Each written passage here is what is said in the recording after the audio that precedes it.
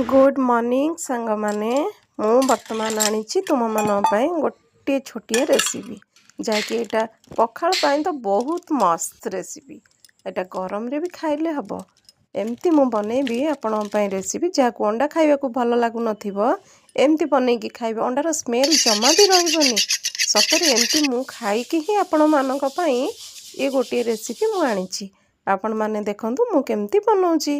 वर्तमान तो आमर रेडी हो गलानी आमे वर्तमान आपको ओके किसी समय पाई आमे आपको छाड़ी दबा।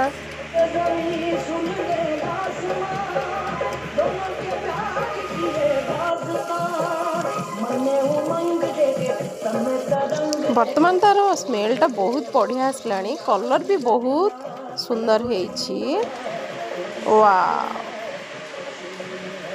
देखंतु टिके लगी जाइथिला कारण अंडाटा ना मते तो खाइबा पाई बहुत मन हेलानी किंतु आपण मान पाई आग देखंतु एमती मसलादार खांतु टेस्टी टेस्टी रहिली। जय जगन्नाथ।